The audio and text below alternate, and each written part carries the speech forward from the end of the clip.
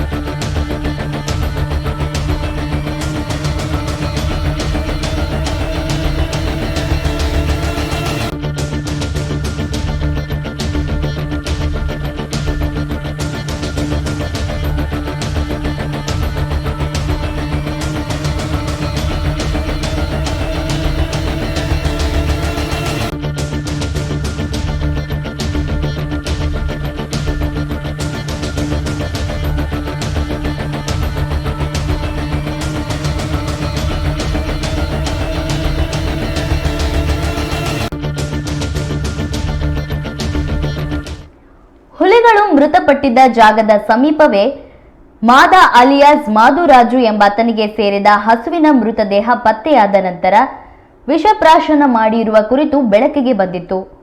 ಪೊಲೀಸರ ಪ್ರಕಾರ ಕೆಂಚಿ ಎಂಬ ಹೆಸರಿನ ತನ್ನ ಹಸುವನ್ನು ಹುಲಿಗಳು ಬೇಟೆಯಾಡಿದ ನಂತರ ಮಾದುರಾಜು ಕೋಪಗೊಂಡಿದ್ದ. ಈ ನಷ್ಟದ ಸೇಡು ತೀರಿಸಿಕೊಳ್ಳಲು ಆತ ಹಸುವಿನ ಶವದ ಮೇಲೆ ವಿಷವನ್ನ ಸಿಂಪಡಿಸಿದ್ದ ಅನ್ನೋ ಮಾಹಿತಿ ಲಭ್ಯವಾಗಿದೆ. ಕೃತ್ಯದ ಸಮಯದಲ್ಲಿ ಆತನ ಸ್ನೇಹಿತ ನಾಗರಾಜು ಕೂಡ ಆತನ ಜೊತೆಗಿದ್ದನು ಎಂದು ತಿಳಿದು ಬಂದಿದೆ.